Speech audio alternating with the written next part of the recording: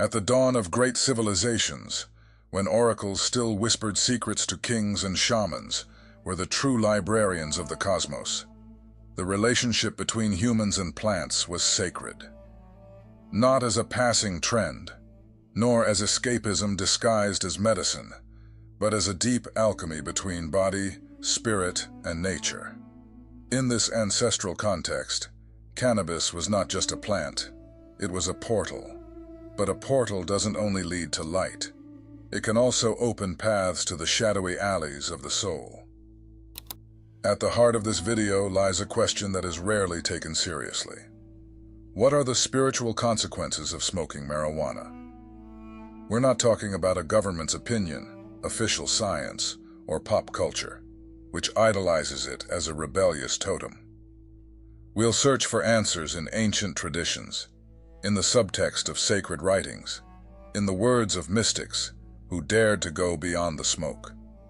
Get ready for a journey that spans continents and eras, citing everything from the Atharva Veda of ancient India to Alexandrian Hermeticism, touching on Rastafarian rituals and the prophetic visions of Ethiopian saints. Not to judge, but to reveal.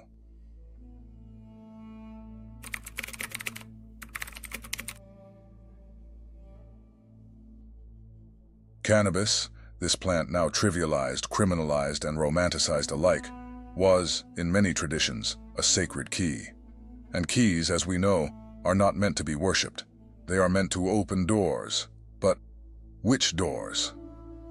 In ancient India, the Atharva Veda called it one of the 5 sacred plants of the earth, described as a gift from the gods, bearer of Amrita, the nectar of immortality. Its direct association with Shiva, the destroyer and regenerator, is no coincidence. Shiva is the master of cosmic dance, the one who dissolves illusion. His devotees, the sadhus, smoked it in clay chillums during long meditations, but always as part of a ritual. Fasting, chanting, isolation. They weren't seeking a high. They were seeking ego death, the end of identification with the body. Cannabis wasn't an escape, it was a confrontation. In the East, Taoist masters saw the plant as an ally of longevity and spiritual vision. Records from the alchemist Ge Hong, in the Biopuzi, describe combinations with ginseng and other herbs that provoked lucid dreams and expanded consciousness. In Taoism, every substance has qi, vital energy. Cannabis, when harmonized with the body, could refine that flow. But when used by an imbalanced body, it aggravated inner chaos. It amplifies. And like any amplifier, it's dangerous if the instrument isn't tuned.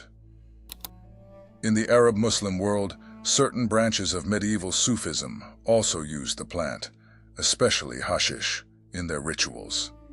For the Sufis, the supreme goal was fana, ego dissolution, the annihilation of the self in the presence of the divine. Many accounts speak of mystical ecstasies, of visions of the beloved divine. But even among Sufi masters, there was controversy. The great poet and mystic Rumi warned, "Why seek God in drunkenness if he already dances sober within you?" The plant was used with moderation and reverence. When it ceased to be a bridge and became a crutch, it was abandoned. Among the mystical Jews of Kabbalah, there is no direct mention of cannabis, perhaps due to cultural context, perhaps out of caution. But a recurring wisdom echoes. The Zohar warns that those who force the gates of light without preparation will be swallowed by their own ignorance. In modern terms, without spiritual preparation, any sacred substance becomes a trap of the ego. In Gnostic and Essene Christian traditions, archaeological studies, such as those by Raphael Maculam and Sula Benet, suggest the use of cannabinoid resins and herbs in anointing oils and temple incense. Some scholars claim that Kane Basm mentioned in the Old Testament was, in fact, cannabis. But again, it wasn't recreational. It was ritual. It was liturgy. It was a gateway to prophetic states. Used without sacredness, the plant was considered profane. In Africa and the Americas, indigenous shamanic traditions, both from the Congo and the Amazon, hold deep reverence for power plants. Cannabis, when present, is treated with the same respect as ayahuasca, mapacho tobacco, or peyote. It is not the plant that heals, it's the spirit of the plant, and that spirit does not manifest without respect. In Candomblé, Umbanda, and Afro-American syncretic religions, even though cannabis is not a central element, the concept of accès, vital, impersonal, spiritual energy, also applies. Every plant has an accès, a vibration, a purpose. Using a plant without knowing its accès is like playing a sacred drum without knowing the orixa it invokes. Even among the Rastafari, where cannabis is called ganja and considered the herb of wisdom, its use is surrounded by liturgy. It is smoked during reasoning sessions, spiritual reflection gatherings, singing, praying, meditating. The herb is a sacrament, not a pastime. In all these traditions, the common thread is the same. Cannabis is potential, and potential is neutral. It can be a ladder or a fall, a tool or a crutch, a portal or a prison. What defines it is not the plant, it's the user, the consciousness, the intention, the preparation. Because as the Corpus Hermeticum teaches, spirit does not yield to those who knock on the door, drunk on themselves. And those who seek truth through shortcuts may discover that the shortcut was a vicious circle. In the end, the real question may not be, is cannabis sacred, but, are you sacred enough to use it?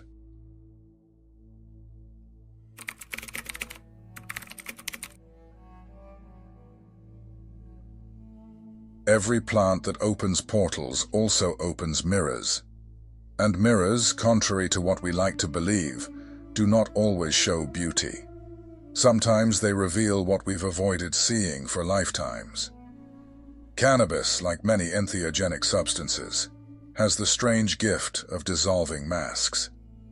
But not every soul is ready to see its own face stripped of illusion. And this is where the plant's true spiritual effect begins. Not in the immediate elevation, but in the inevitable confrontation.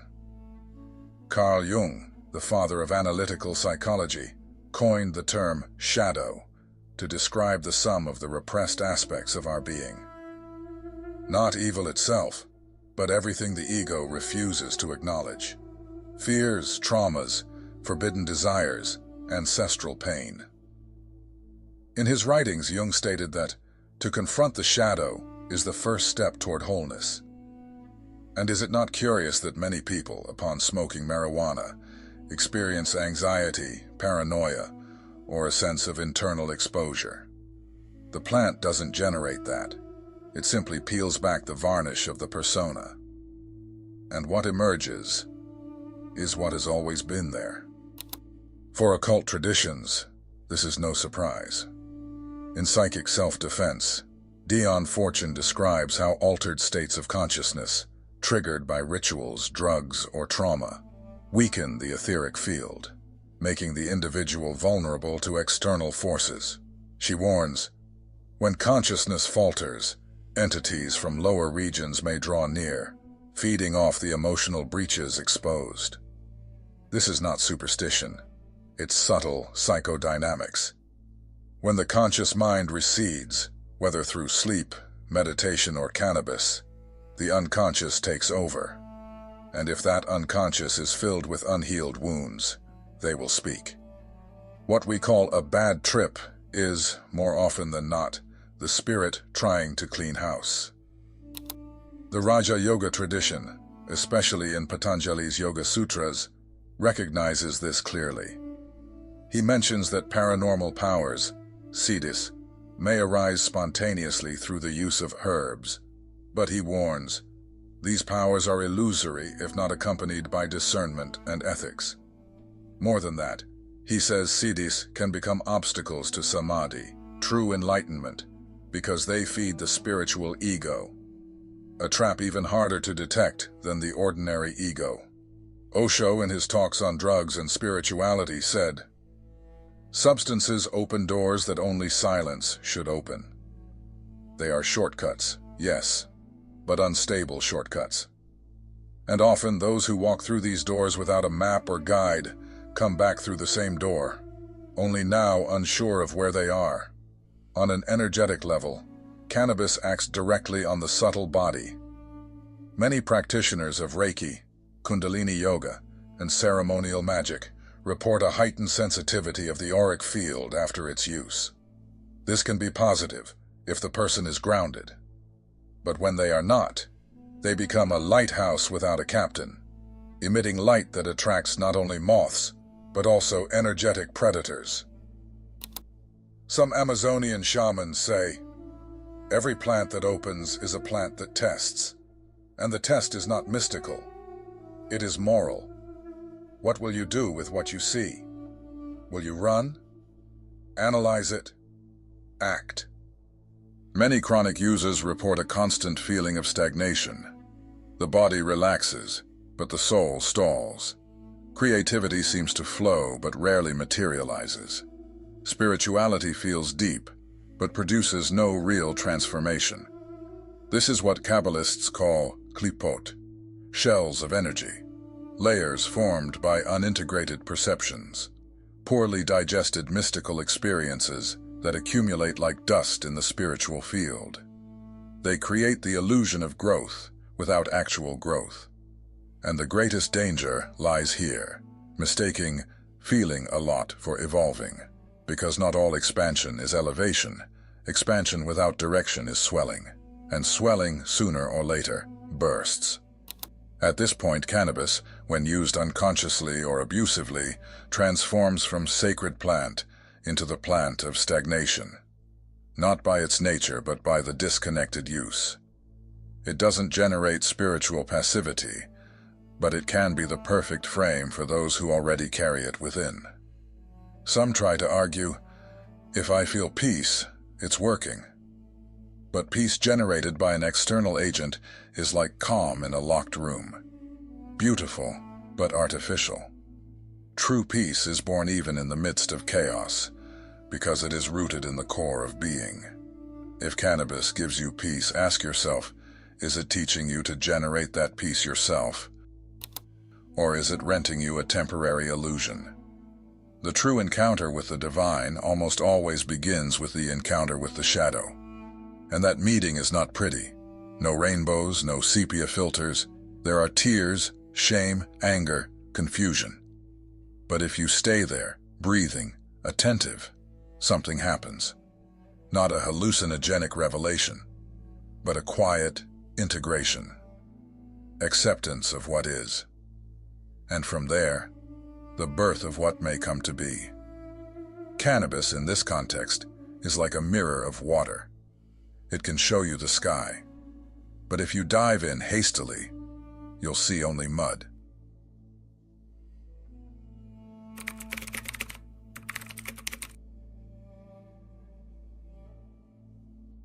The human spirit does not walk alone. The inner journey, as solitary as it may seem, is always an echo of the collective web to which we belong. No spiritual practice, no power plant, no enlightenment is purely individual. Everything that touches us reverberates through culture. And everything culture accepts or rejects shapes how we touch ourselves.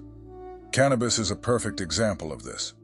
A plant with mystical roots, now transformed into a global commodity, a pop icon, a topic of political debate, and a symbolic currency of youthful rebellion. But long before legalization or repression, it was already part of the sacred, and in certain places, it still is. In the Rastafarian tradition, for example, ganja is not an addiction. It is a vow, a pact with the divine.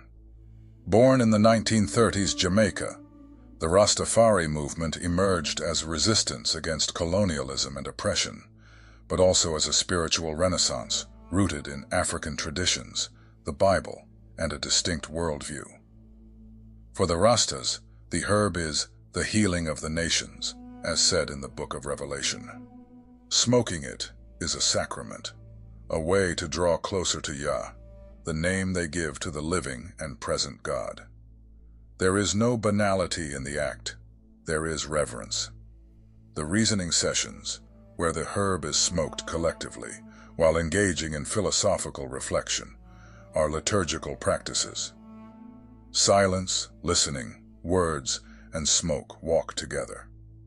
There the collective is the cathedral, and the plant, the incense of the spirit.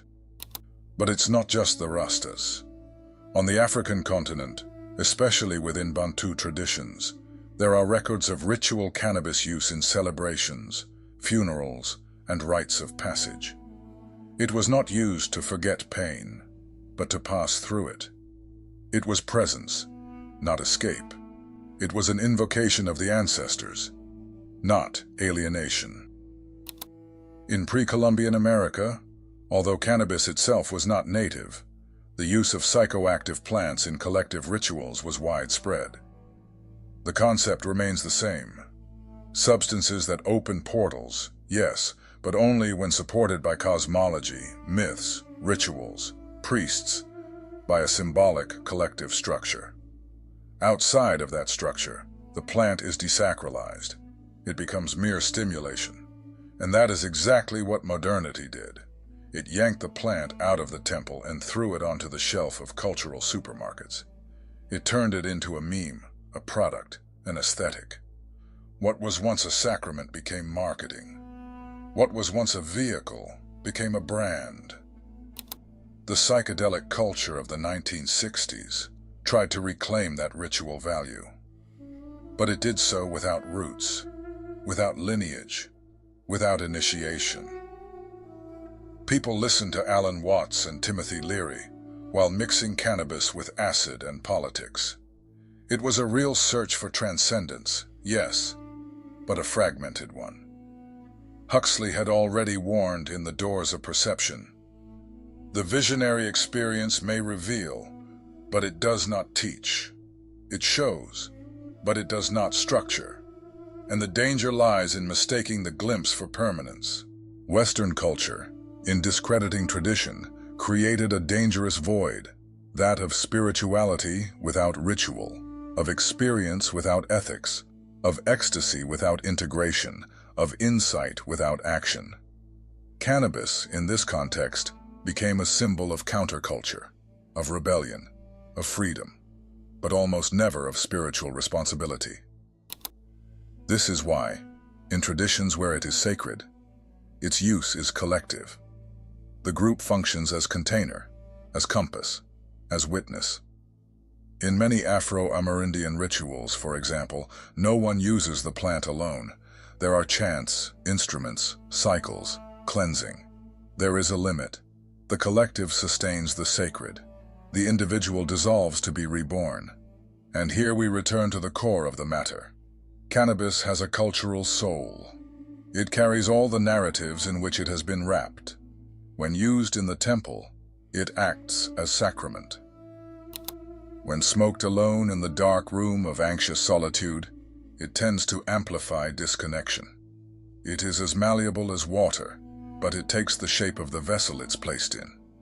And the vessel of modern culture is shallow, rushed, cynical. The herb that once invoked gods is now the theme of Netflix series. The hemp of knowledge has become a marketing pamphlet, a stand-up joke, a designer rebellion.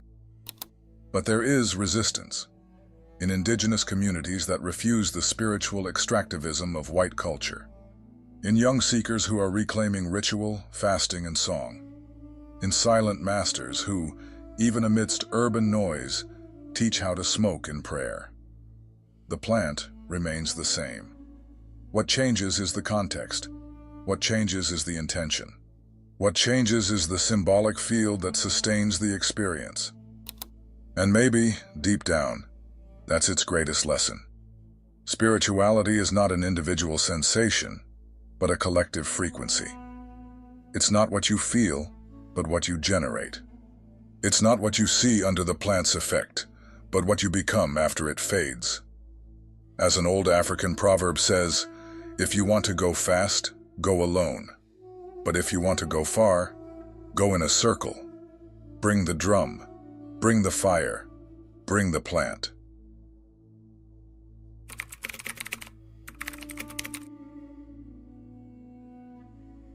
True spirituality is not measured by the altered states you experience, but by the elevated states you sustain. The path is not revealed by the lights you see, but by what you do with the shadow those lights cast.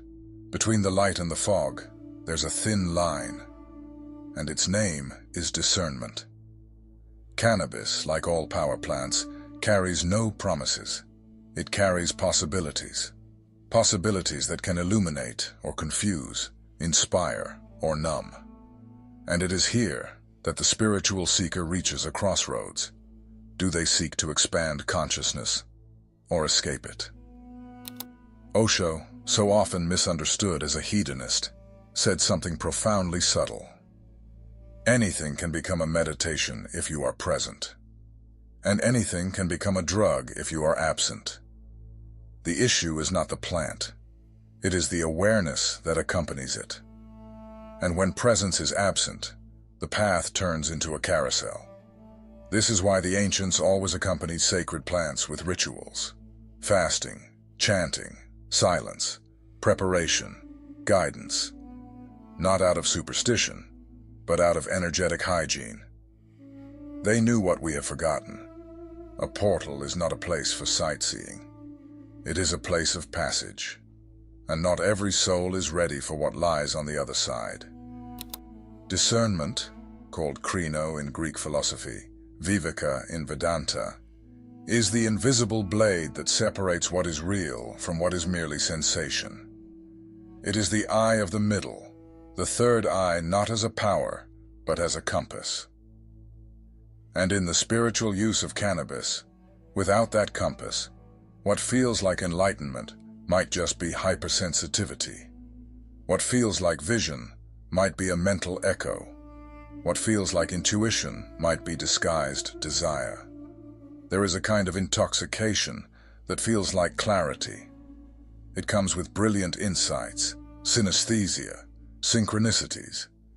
But if these insights do not change your relationship with others, with the world, with your own shadow, then they're just spiritual fireworks, beautiful but aimless. The true path is more arid. It demands consistency. It demands presence without spectacle. It demands silence without inner noise. And that is why cannabis used outside of a structured path can create an addiction far subtler than the chemical one. The addiction to the feeling of spirituality without the practice of spirituality. It's easy to appear deep under the plant's effect. Harder is being deep in traffic, in the bank line, in a conflict with someone who hurts you. Enlightenment is not measured by what you see with your eyes closed. It's measured by what you do with your eyes open, feet dirty from the ground.